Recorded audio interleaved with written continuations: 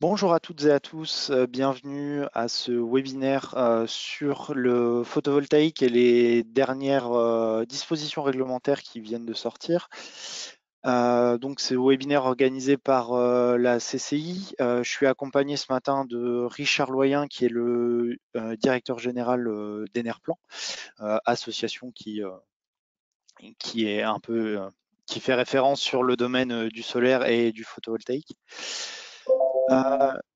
Quelques règles en préalable sur ce webinaire. Donc, l'événement est enregistré et vous aurez le lien vers le replay à l'issue de la présentation. Vos micros sont coupés. Si vous avez des questions, il y a un onglet qui est fait pour ça. On essaiera de prendre un maximum de questions pendant la présentation et s'il y a des choses auxquelles on n'arrive pas à répondre pendant le webinaire, on vous apportera des réponses par la suite. Et vous aurez aussi à votre disposition tous les supports de présentation qui vous seront diffusés ce matin. Donc voilà, je vais passer la parole tout de suite à Richard pour vous donner toutes les informations sur les dernières évolutions réglementaires. C'est à vous, Richard. Bonjour à toutes et tous. Merci de participer à cette réunion d'information sur l'énergie solaire. Je ne sais pas si je peux montrer mon écran. Parfait, je vais vous présenter hop, en plein écran. Voilà, j'espère que ça s'affiche pour tous.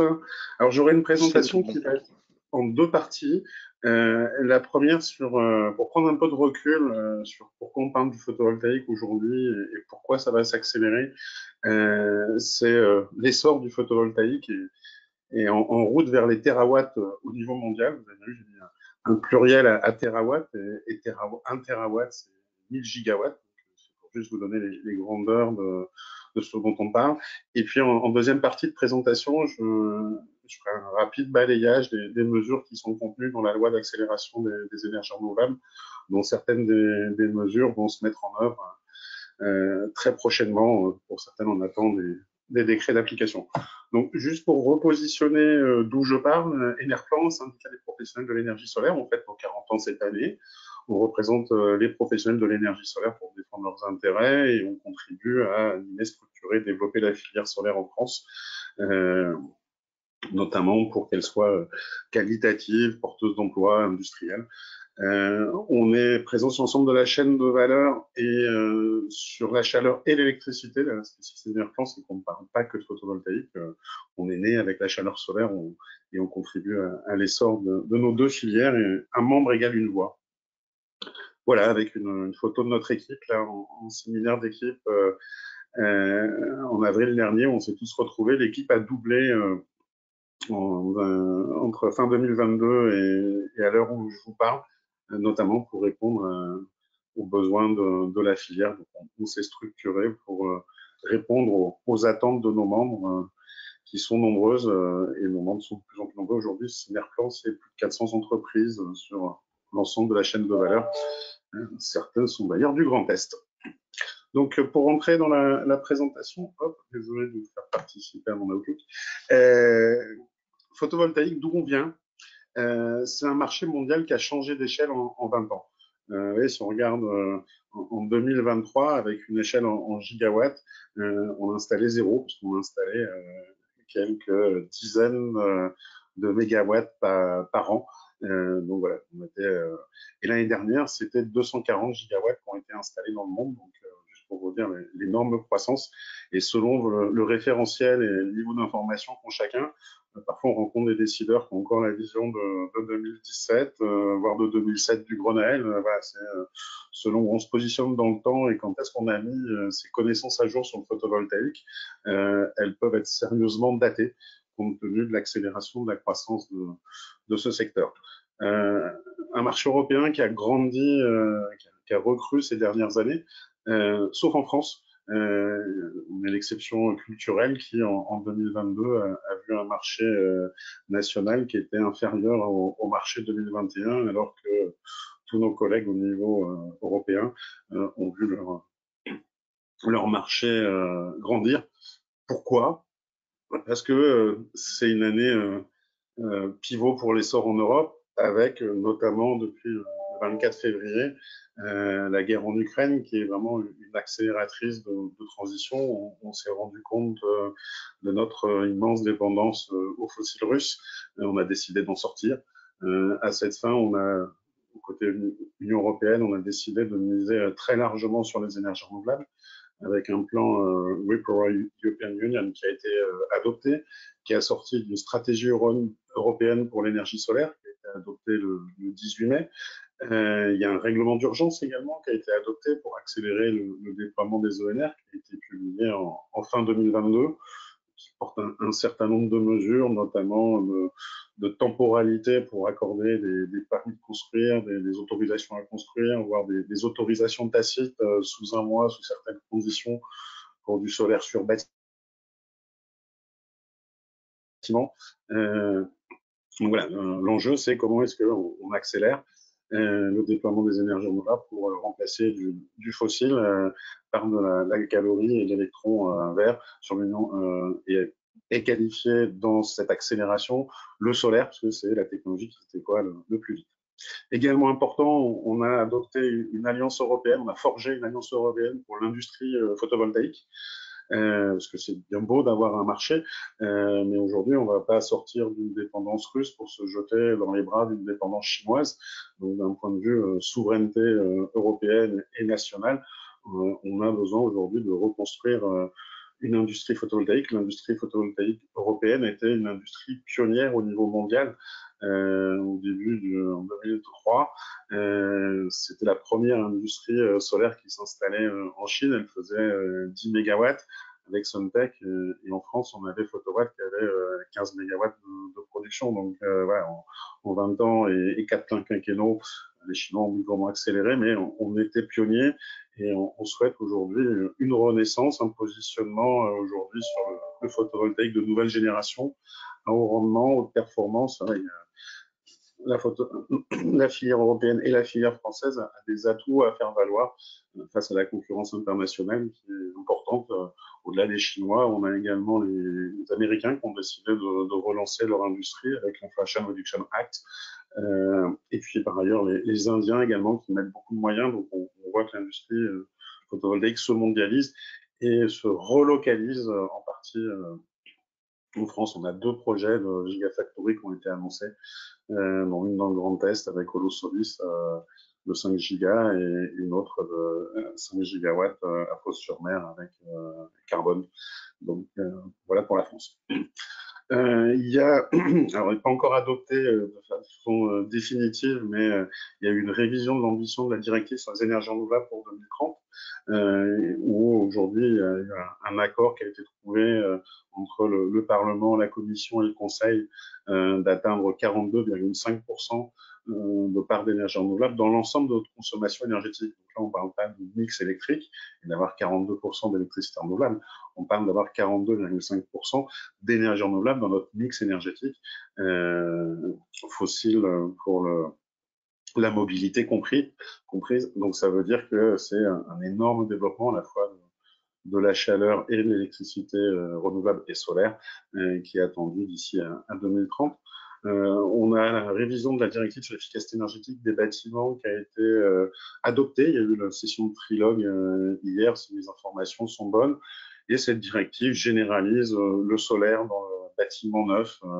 Nos bâtiments, enfin, au niveau continental, au niveau de l'Europe, vont devenir solar native. On n'imaginera plus bâtir un bâtiment sans qu'il produise une partie de son énergie. De même chose pour le parc existant avec l'ensemble des rénovations. On verra que ces dispositions, pour partie, sont déjà intégrées dans la loi d'accélération des énergies renouvelables. Et enfin, pourquoi ça se développe, c'est pas au niveau de l'électricité solaire, parce que c'est une réponse compétitive face aux crises, à la fois de l'énergie et du climat. Quand l'électricité solaire faisait quelques mégawatts ou gigawatts, elle pouvait sembler chère. Et en une dizaine d'années, c'est baissé de 90%. Et aujourd'hui, c'est la solution la plus compétitive pour produire de l'électricité un peu partout dans le monde. Donc voilà pourquoi elle est publicité. Voilà pourquoi il y a une forte croissance. Objectif européen, atteindre On est aujourd'hui à un peu plus de 200 gigawatts. L'enjeu, c'est de passer à 320 gigawatts à l'horizon 2025 et à 600 gigawatts à l'horizon de 2030. Donc voilà, dans le Grand Est, vous êtes au carrefour de l'Europe. Vous voyez bien ce qui se passe de l'autre côté du Rhin avec les Allemands qui accélèrent considérablement. En France aussi, on va devoir le faire parce que c'est un objectif qui est partagé à 27. On va devoir prendre notre part dans cette formidable accélération du solaire photovoltaïque. Et on doit tripler la part du photovoltaïque d'ici à 2030. Donc voilà, on a installé un peu plus de 200 gigawatts depuis 20 ans. On va devoir tripler la mise d'ici 7 ans. C'est un, un, véritable défi au niveau de la filière, à la fois de l'industrie, également de la conception et de la mise en œuvre pour la sécurité énergétique et pour la compétitivité de notre continent. Le solaire, c'est mieux qu'un bouclier tarifaire et ça dure 30 ans.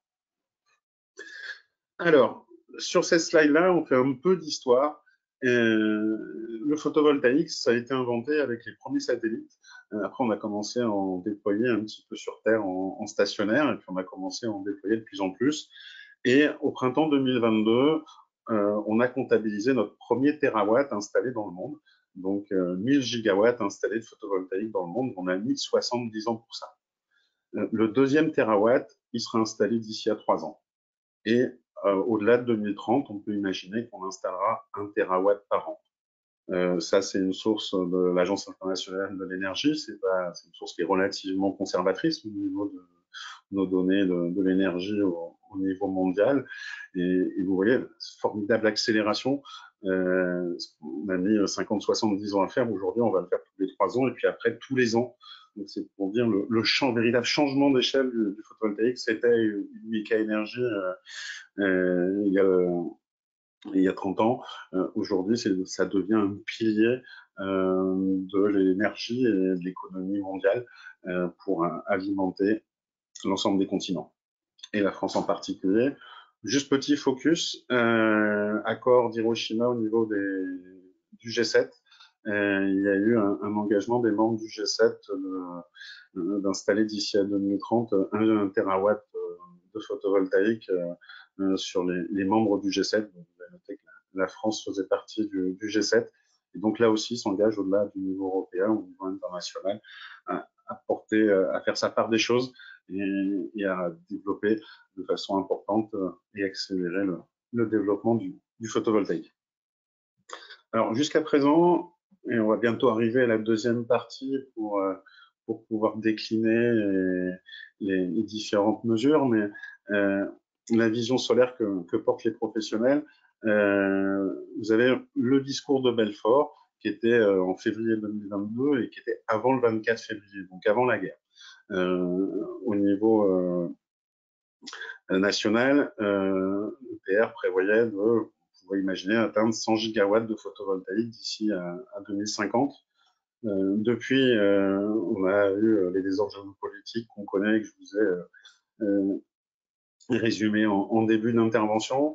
On a une ambition industrielle également qui est affichée avec 2 gigafactories et l'ambition que porte Enerplan et qui reçoit un certain écho aujourd'hui au niveau gouvernemental et on s'en félicite, c'est de passer assez rapidement d'un marché de 7 à 10 gigawatts de photovoltaïque par an d'ici à 2025. Donc, jusqu'à présent, on était de l'ordre de 2,5 gigawatts.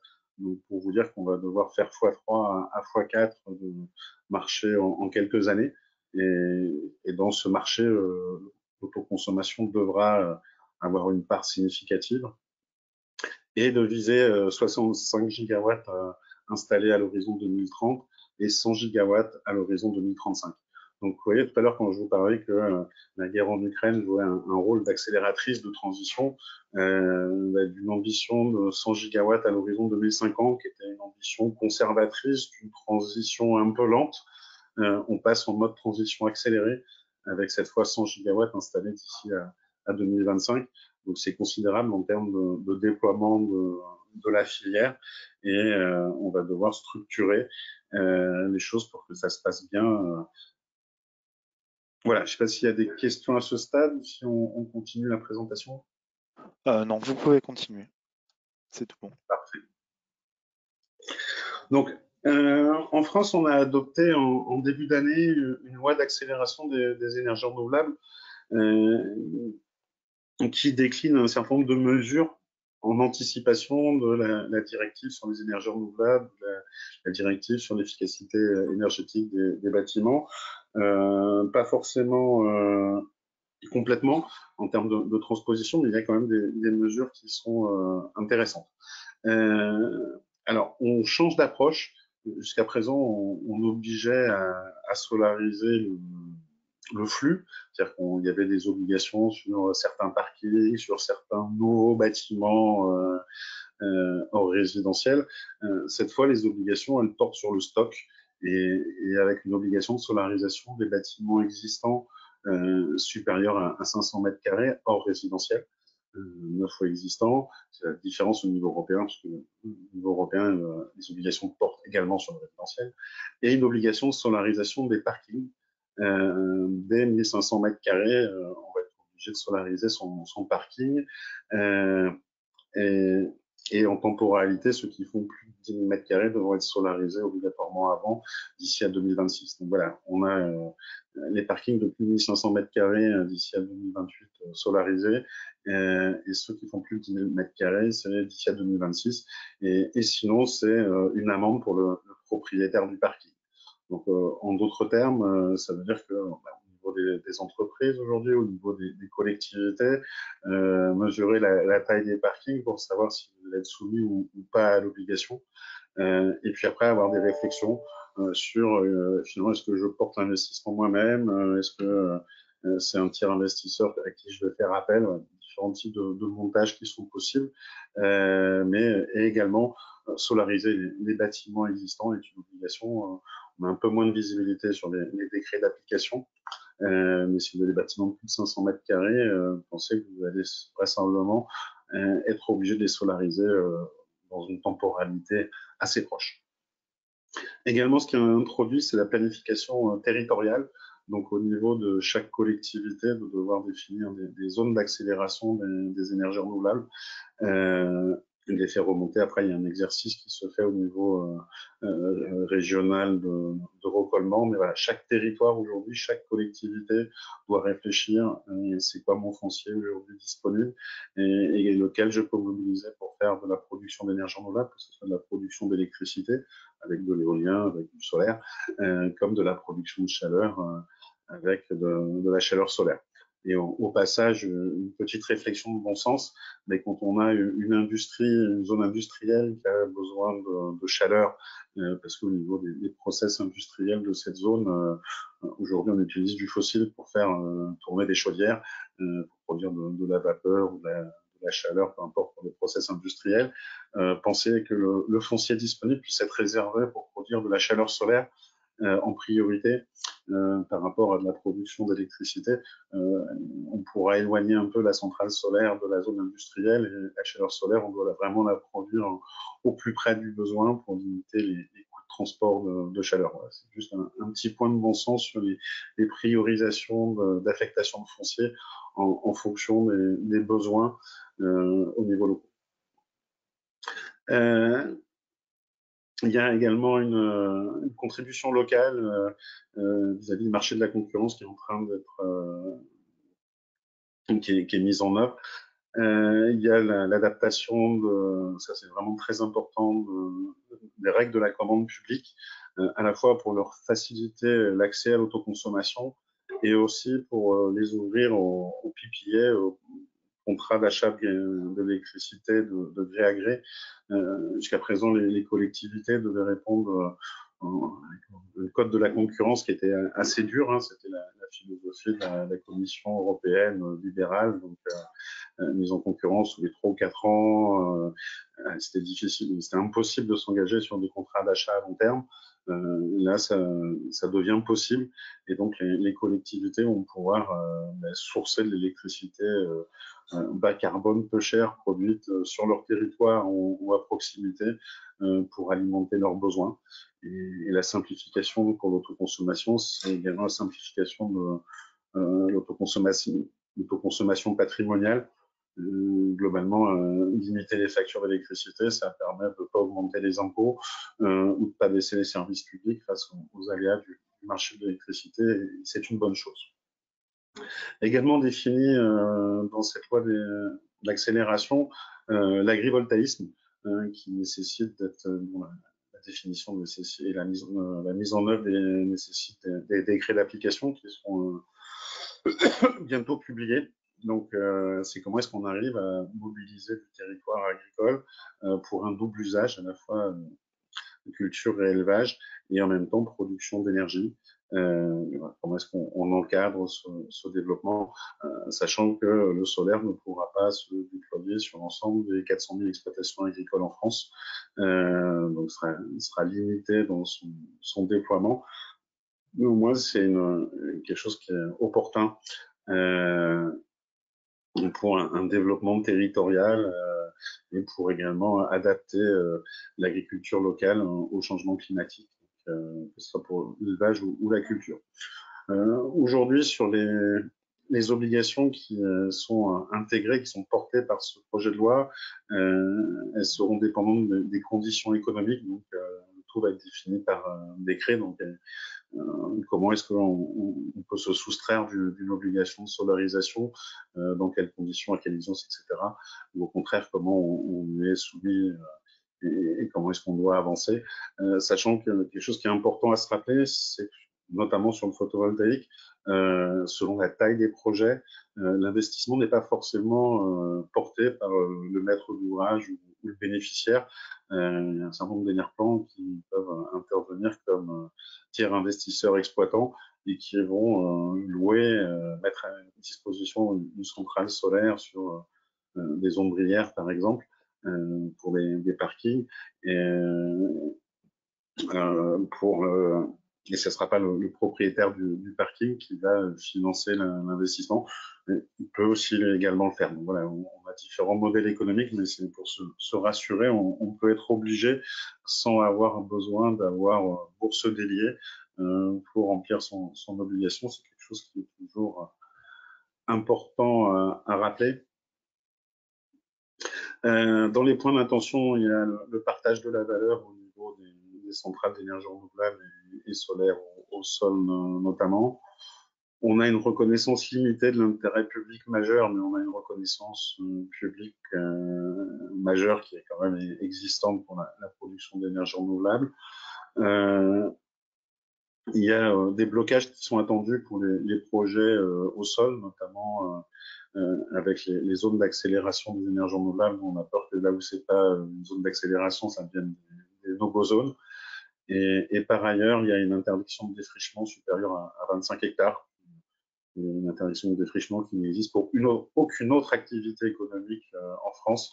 Voilà, donc la loi d'accélération risque même de ralentir le déploiement des centrales solaires au sol. Et après, selon le foncier qui est utilisé, ça peut entraîner un surcoût potentiel donc au niveau du foncier. Autre point, là, c'est pas dans la loi d'accélération, mais c'est une évolution réglementaire. On se prépare à avoir un guichet ouvert petit sol jusqu'à 1 mégawatt. Donc, c'est quoi le guichet ouvert? Donc, jusqu'à 2021, octobre 2021, il y avait quasiment pas de projet photovoltaïque entre 100 et 500 kilowatts sur bâtiments qui se développaient parce qu'il fallait répondre à un appel d'offres. Et depuis que ces projets puissent prétendre au guichet, c'est-à-dire qu'ils savent à quelles conditions l'électricité en surplus ou la totalité pourra être vendue, on a une accélération sur le développement de ce type de projet. Aujourd'hui, il n'y a pas de cadre économique qui est prévu pour le petit sol. Néanmoins, c'est quelque chose qui semble pertinent. Donc, il n'y a pas d'appel d'offres pour le petit sol. Mais néanmoins, il y a une porte qui va s'ouvrir au niveau du guichet tarifaire pour vendre la totalité ou le surplus d'électricité autoconsommée au niveau du petit sol. Donc, aujourd'hui, c'était un parent pauvre. Ça va devenir, on va pouvoir mobiliser du foncier délaissés, dégradés. Dans les zones urbaines, il y a souvent des terrains qui sont aujourd'hui quasiment d'aucune utilité et qui pourront se retrouver mobilisés. Donc au plus près des zones d'activité, avec pour le pas d'enquête environnementale, ce qui est plutôt une bonne chose.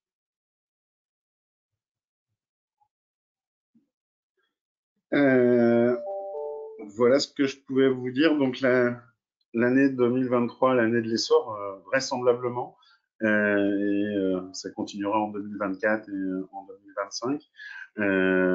On a cette voie d'accélération, on a des obligations de solarisation, on va pouvoir mobiliser des terrains délaissés. On a différents modèles économiques qui s'ouvrent, hein, le guichet, PPA, l'autoconsommation individuelle, l'autoconsommation collective. On voit aujourd'hui, je n'ai pas fait de transparent dessus, mais de plus en plus de projets se développer au niveau des zones d'activité économique, avec des entreprises qui installent du photovoltaïque sur leur parking, sur leur toiture, et demain sur leur foncier délaissé, et qui consomment cette électricité et qui peuvent partager le surplus avec les voisins ou les voisins des voisins qui ne sont pas forcément équipés, et qui permet aujourd'hui de constituer des boucliers tarifaires. On voit des usages mixtes de l'électricité, au sens où c'est à la fois pour une zone d'activité, c'est pour une zone de logement qui peut être à côté. Donc il y a vraiment, voilà, c'est une nouvelle construction du circuit court de l'électron qui est en train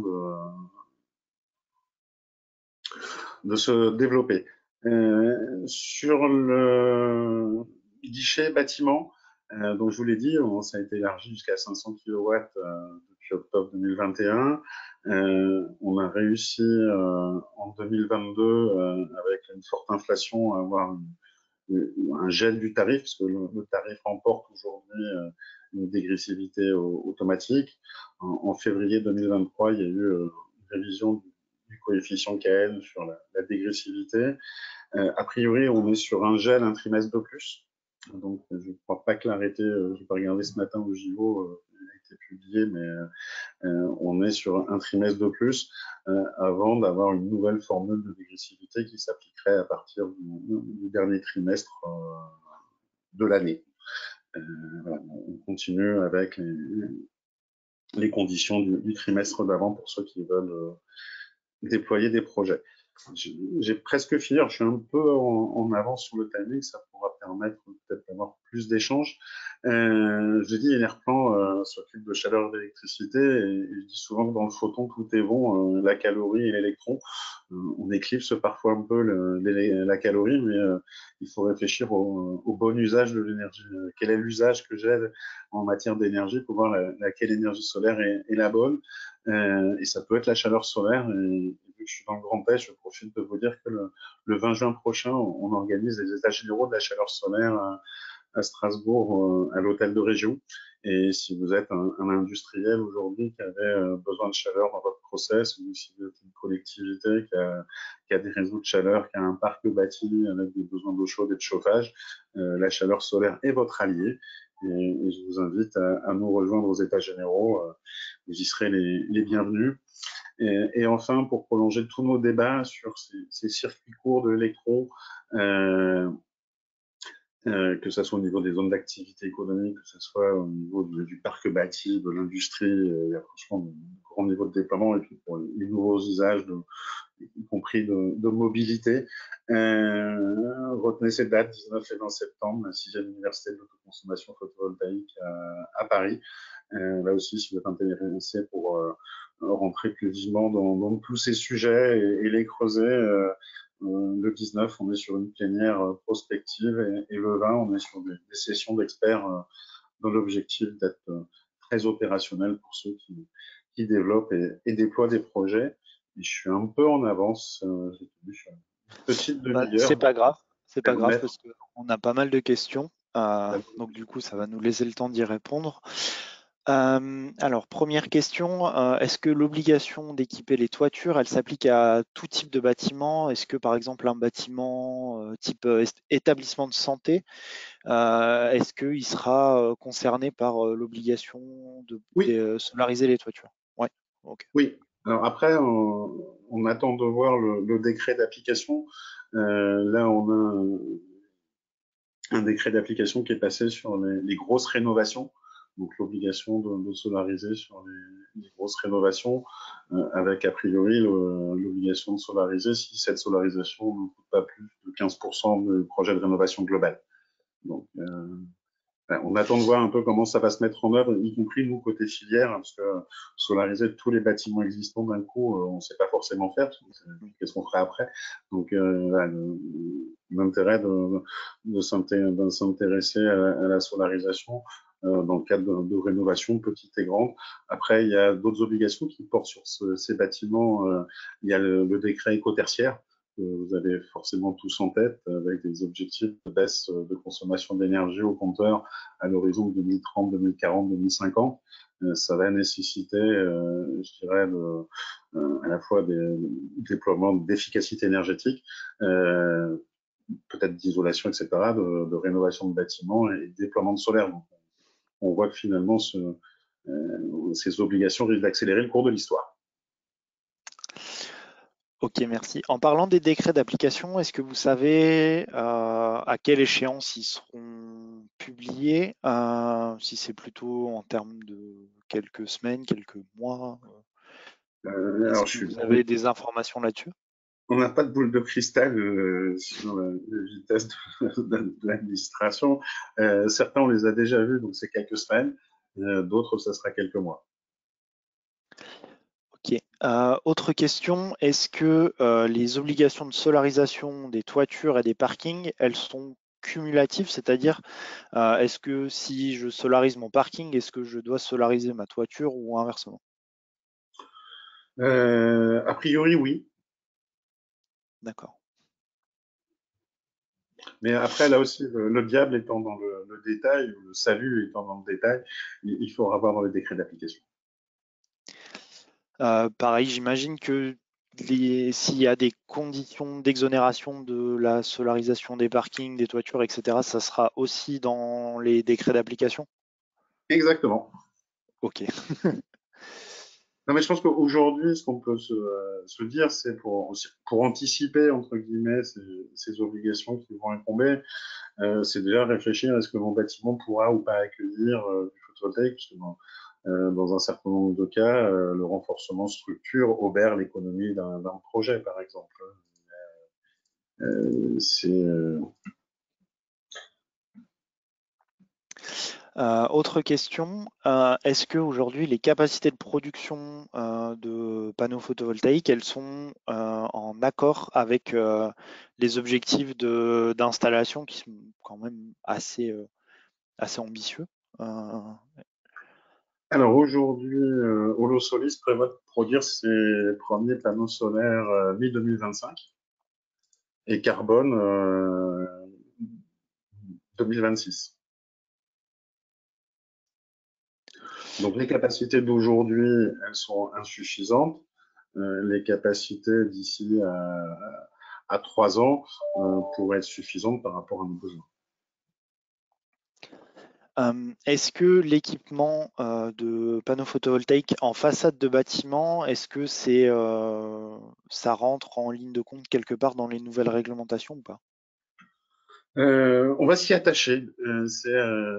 C'est des innovations technologiques aujourd'hui. On n'avait pas forcément de solutions techniques dans l'acception au niveau européen. On parle de rooftop, donc on parle plutôt de toiture et pas forcément de façade. Néanmoins, il y a des produits très intéressants qui existent aujourd'hui et qui se développent, et notamment pour permettre là aussi un double sort. D'une part, faire de l'isolation thermique extérieure et par ailleurs y rattacher de la production d'électricité. Donc récemment, peut-être que on peut imaginer que celui qui solarise sa façade pourra ne pas solariser sa toiture, sachant qu'après, les solarisations de façade permettent également de solariser des bâtiments dont c'est pas possible de solariser la toiture parce qu'elle est trop petite ou parce qu'elle a trop d'équipements techniques sur cette toiture. Je pense notamment dans le logement, sur des logements avec des tours d'application, on va se retrouver avec un certain nombre d'équipements techniques, il y a également un certain nombre de bâtiments tertiaires où la toiture, il y a vraiment beaucoup de choses dessus déjà, et ça peut être difficile de mettre des panneaux solaires. Une autre question qui est souvent un point bloquant sur des projets de solarisation, est-ce que il y a une évolution sur la prise en compte des avis des architectes des bâtiments de France sur la question du photovoltaïque dans dans les derniers textes qui sont parus? Alors, il y a eu des tentations, des tentatives, notamment portées par Enerplan, mais pas que, d'essayer d'avoir un simple avis simple de l'architecte des bâtiments de France. Et il conserve un avis conforme. Donc, on a un travail aujourd'hui d'acculturation de nos architectes des bâtiments de France, à la fois pour rappeler la hiérarchie des normes, entre guillemets, oui au culturel, mais l'indépendance énergétique fait quand même partie des priorités. Et aujourd'hui, ne pas dire non à tout, mais pour pouvoir trouver des bons compromis d'intégration architecturale. Je sais que dans le Grand Est, nos amis de Voltec préparent des panneaux colorés à cette fin qui permettront une meilleure intégration architecturale, par exemple. Alors, est-ce que dès lors qu'on dépasse le seuil des 500 mètres carrés sur les toitures, est-ce qu'il va falloir solariser l'ensemble de la toiture ou est-ce qu'il y a des ratios de surface qu'il faudra équiper? Non, c'est des ratios de surface à équiper. Là Ok. aussi, tout ça sera défini par décret, quoi. D'accord. Ok. Et je crois que c'est Euh, 50% de mémoire, hein. ok. Entre 30 et 50%. Est-ce que vous avez des informations sur la date du prochain appel d'offres de la Creux ou pas? Là, non. Mon collègue David peut-être, mais c'est pas un sujet que je suis, donc je ne puis pas vous dire. Ok. Est-ce que les parkings qui seront équipés d'ombrières, est-ce qu'ils seront éligibles au guichet ouvert petit sol ou pas? Alors le parking, l'ombrière est considéré comme un bâtiment, donc c'est pas du petit sol. Après, on a des questions aujourd'hui qui relèvent des problématiques d'autorisation d'urbanisme. Pardon.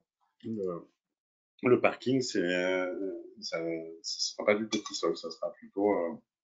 Aujourd'hui, c'est considéré comme un bâtiment avec des frais de construction qui sont quand même plus élevés que du petit sol.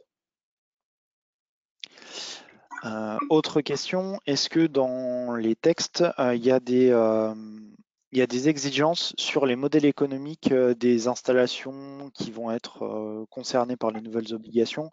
C'est-à-dire, est-ce qu'on va être obligé de faire de l'autoconsommation, de la vente totale, de la revente de surplus, etc. Ou est-ce que ça sera géré au cas par cas par les porteurs de projets? C'est libre. Après, il faut qu'il y ait une économie de projet, entre guillemets, ce qu'on comprend par rapport au projet de décret qu'on a pu voir, notamment pour l'obligation de solarisation des nouveaux parkings ou des bâtiments, c'est quand il y a un surcoût trop élevé qu'on peut se délier de l'obligation. Après, si le surcoût est acceptable, libre à vous de faire le montage de votre projet en vente totale, en autoconsommation individuelle, en autoconsommation collective, en PPA, en investisseur propre avec un tiers investisseur. L'ensemble des modèles seront possibles à partir du moment où vous considérez qu'il y a une économie, est avéré qu'il y a une économie possible au déploiement de ces projets. Alors, une question concernant l'obligation de solarisation des toitures existantes.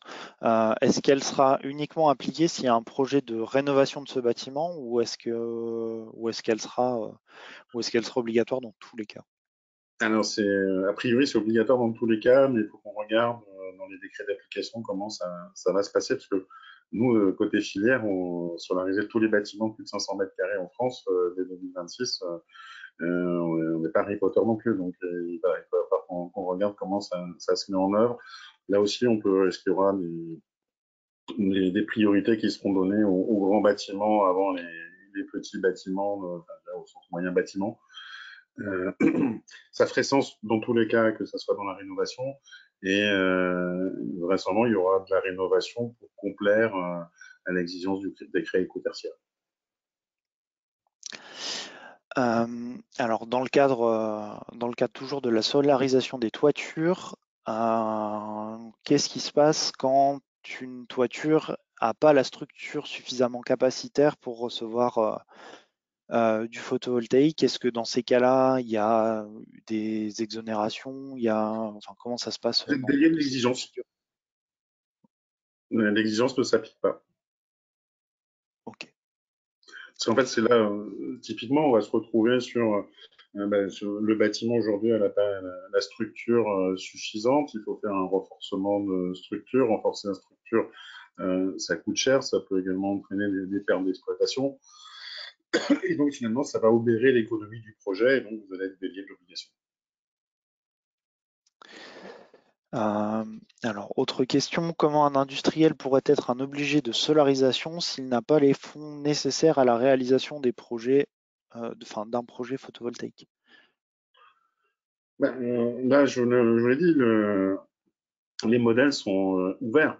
Et donc, si un industriel n'a pas les moyens d'investir, aujourd'hui, il y a un tiers investisseur, s'il a une économie de projet, qu'aura lui les moyens d'investir. Donc, si ce n'est, si on ne fait pas le projet tout seul, on peut le faire porter par un tiers. Il y a de bonnes Euh, nouvelles pour les membres euh, du Cap à l'Est. Est-ce qu'il y a eu des discussions avec les différentes compagnies qui assurent les bâtiments industriels, pour qui le photovoltaïque peut parfois être, enfin, ça peut être une source de surcoût assez importante sur les paiements d'assurance, etc. Est-ce qu'il y a des discussions avec ces acteurs-là suite Ouais, à il y a des... à ces nouvelles obligations? Alors, pas suite à ces nouvelles obligations, c'est des discussions qu'on a depuis 2017. Aujourd'hui, pour clarifier des choses, le photovoltaïque n'est pas une technique courante, il faut en avoir conscience. Donc, et quand on intègre un bâtiment, on rentre dans le cadre de la décennale. Et il ne faut pas qu'on puisse, entre guillemets, entraîner des désordres au niveau du site, particulièrement s'il est industriel. Donc oui, il y a des discussions avec les assurances. Entre guillemets, aujourd'hui, sagesse, c'est de se dire, notamment pour les bâtiments industriels, ça va souvent être de choisir un produit, un procédé qui est sous avis technique, mis en œuvre par un installateur qualifié, qui respecte les règles de l'art. Dans ce cas-là, on sera dans le domaine de la technique courante et l'installateur et l'assureur est rassuré. Voilà. Après, nos assureurs sont européens. Les obligations de solarisation portent sur tous les bâtiments au niveau européen. Moi, je pense qu'eux-mêmes vont aussi avoir des réflexions de ce type-là. Mais voilà, en France, ça fait quelques années déjà qu'on discute, mais surtout globalement avec les assureurs sur tout type de bâtiment, sur leurs conditions d'assurabilité, et notamment en essayant aussi de faire reconnaître les enquêtes de techniques nouvelles pour des produits qui ne sont pas sous avis technique. Mais là, je rentre dans les détails pour les connaisseurs et on va bientôt rentrer dans une discussion syndicale d'Enerplan. Une question pour les bâtiments qui ont une structure qui ne peut pas supporter du panneau classique. Est-ce qu'aujourd'hui, les solutions de panneaux souples et légers, est-ce que c'est suffisamment éprouvé, disponible pour ce type de bâtiment-là? Alors, c'est nouveau, hein, on a notamment une start-up en Savoie qui existe. Je pense qu'il y aura de plus en plus de ce type de produits qui vont se développer. Après, est-ce qu'ils coûtent plus cher ou pas, compte tenu de l'économie de la structure? Voilà, est-ce qu'ils auront un avis technique ou pas? C'est une question pour que, là, on revient à la question précédente. que ce type de procédé puisse finalement être assuré et avec un bâtiment assurable dans son activité, il va passer par la procédure d'évaluation technique. Mais aujourd'hui, on en est au début des innovations. On peut avoir la chance d'avoir ce type de panneau en France. Une question par rapport à l'organisation de la filière et notamment des installateurs. Est-ce que du coup, au niveau de la qualification de la main-d'œuvre et du nombre, par rapport à toutes ces nouvelles exigences, est-ce qu'il y a suffisamment de bras sur le, sur le terrain pour répondre à toutes les futures demandes d'installation de nouvelles, enfin de La réponse est non. photovoltaïque?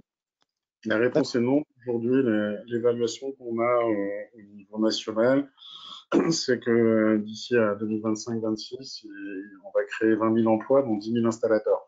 Donc, quand on dit créer 10 000 emplois d'installateurs, c'est qu'il nous manque 10 000 installateurs. Si on fait une règle de 3, un peu frustre, ça veut dire que sur Grand Est, c'est un bon millier d'installateurs qu'on doit trouver. Ça veut dire quoi? Ça veut dire qu'aujourd'hui, les installateurs, électriciens, couvreurs, ceux qui font du génie climatique, qui font pas encore du solaire, euh, ils pourraient aller se former. Donc, ouais, on a un vivier aujourd'hui, parce qu'on n'a pas converti au solaire l'ensemble des professionnels du bâtiment qui pourraient jouer, entre guillemets, un rôle dans la filière. Donc ça, c'est le pain blanc, quelque part. Hein, c'est ceux qui sont les plus faciles à transformer, parce qu'ils sont déjà compétents dans leur domaine, et on va leur demander d'intégrer la compétence solaire en plus. Et puis après, on a un gros travail aujourd'hui de structuration avec d'attirer dans la filière des non-professionnels ou des pas encore professionnels. Et donc, ça veut dire proposer des formations adaptées à leur cursus, 400 heures, 800 heures, 1200 heures. Enfin, il y a différentes réponses aujourd'hui qui se font jour, avec apprentissage par le geste, des choses qui pourront être proposées à des jeunes et à des personnes en reconversion professionnelle. Et là, notre travail, c'est pas un travail sur le référentiel pédagogique, mais on a des expériences qui se font de ci, de là, et les référentiels existent. Pour pouvoir changer d'échelle, il nous faut former des formateurs.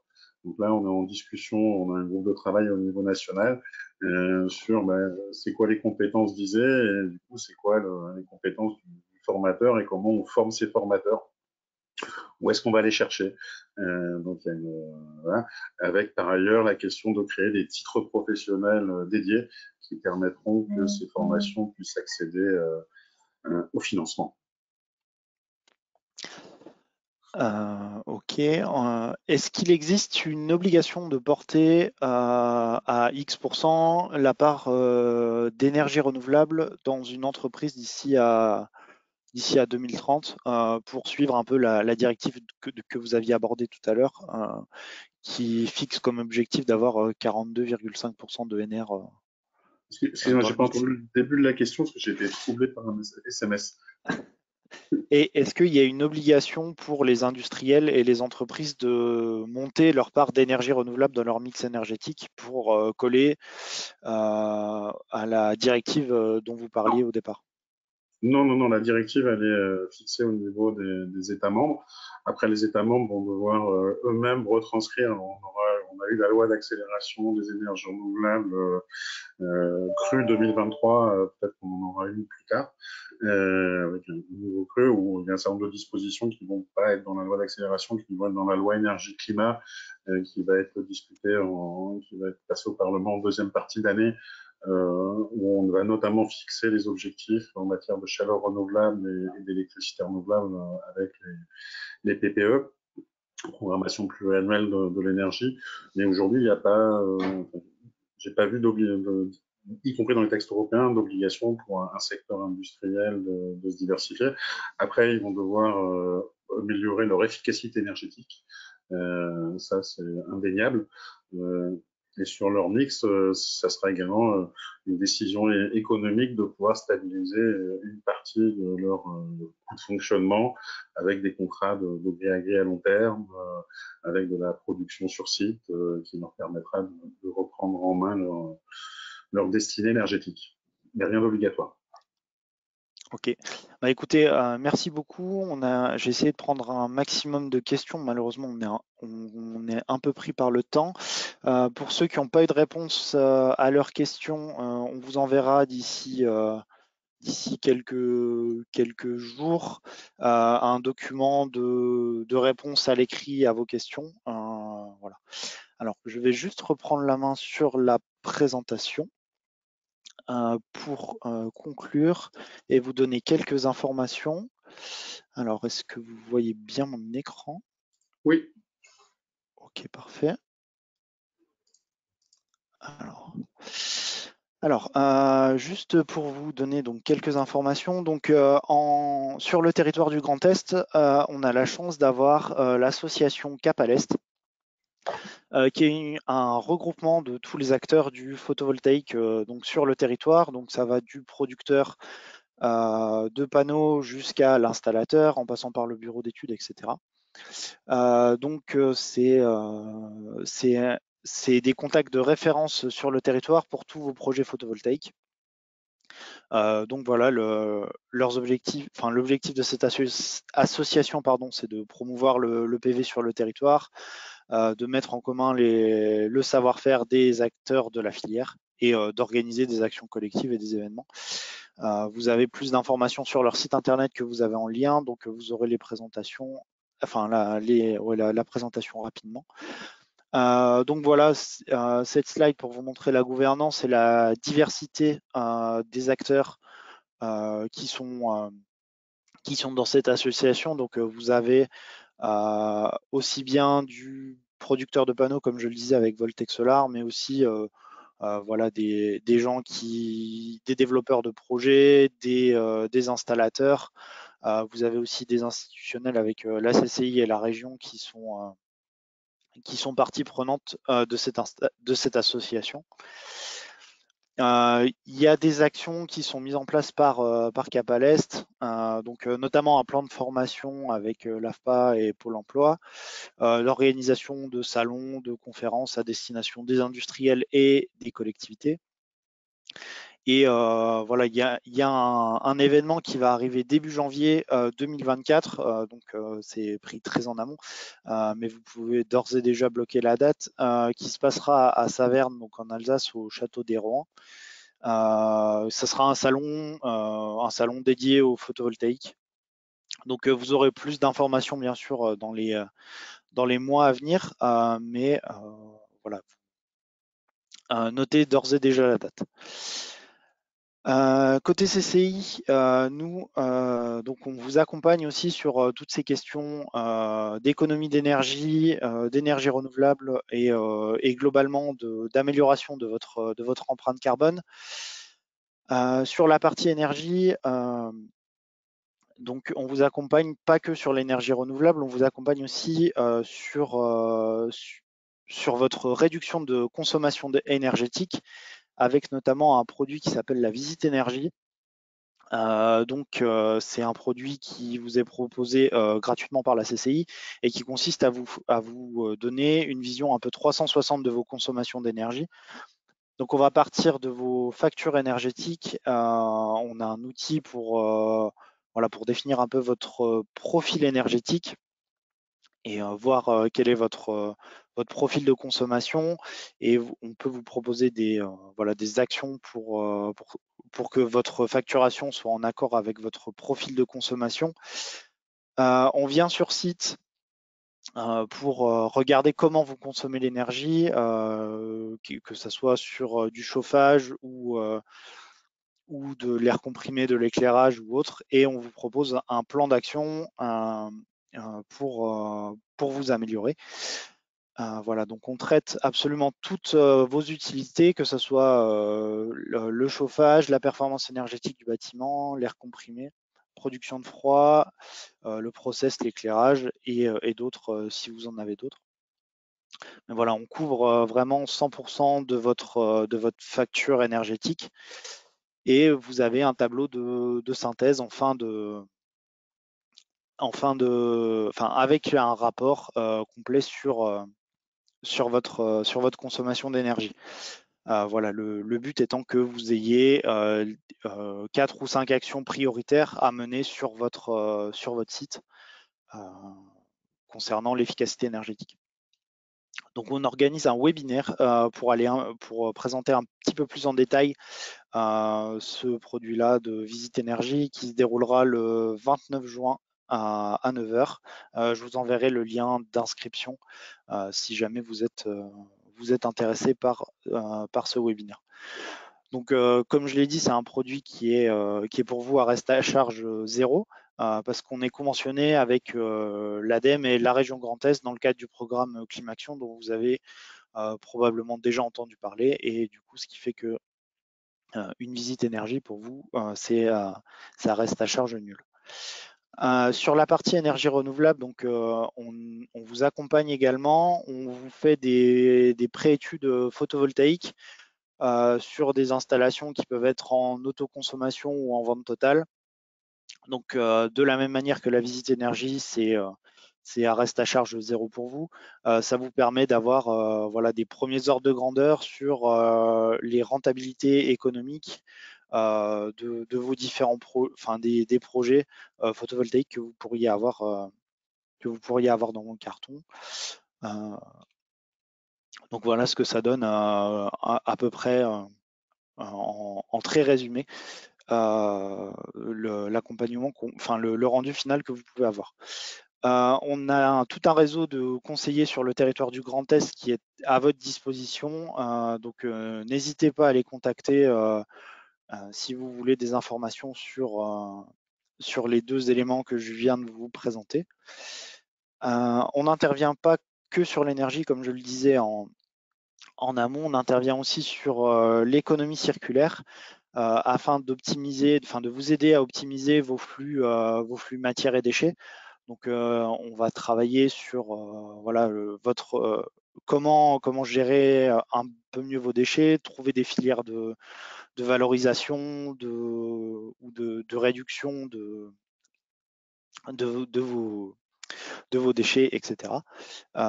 Donc voilà, pareil, on a aussi, à l'image de la visite énergie, une visite matière et déchets qui reprend voilà, un peu tous vos flux matières, tous vos flux déchets pour trouver des pistes d'amélioration et d'optimisation à ces points-là et qui est elle aussi à reste à charge zéro pour vous.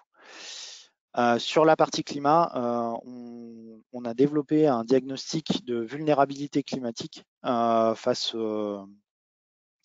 voilà, aux enjeux du changement climatique. Donc, c'est un diag qui va regarder votre vulnérabilité aux éventuelles sécheresses que vous pouvez connaître, aux fortes températures par rapport à la température qu'il peut faire dans vos locaux l'été. Donc voilà, c'est un produit pareil, reste à charge zéro pour vous. Voilà. Donc sur la partie économie circulaire et climat, voilà vos contacts sur la région Grand Est. Donc n'hésitez pas, pareil, à rentrer en contact avec eux, à vous mettre en relation avec eux pour bénéficier d'un accompagnement sur ces questions-là. Voilà, écoutez, on en a terminé. Merci beaucoup à vous de votre participation ce matin. Vous étiez très nombreux, donc plus de 350 inscrits de mémoire. Donc voilà, on a essayé de répondre à un maximum de vos questions et à vous apporter un maximum de réponses sur la thématique de ce matin. Un grand merci à Richard Loyen qui est intervenu un peu au pied levé après un désistement pour raison de santé de Michael Godet. Donc merci beaucoup Richard.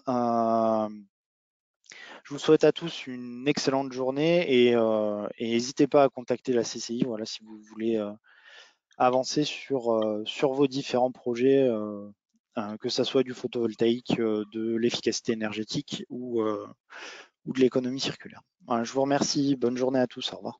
Bonne journée. Au revoir.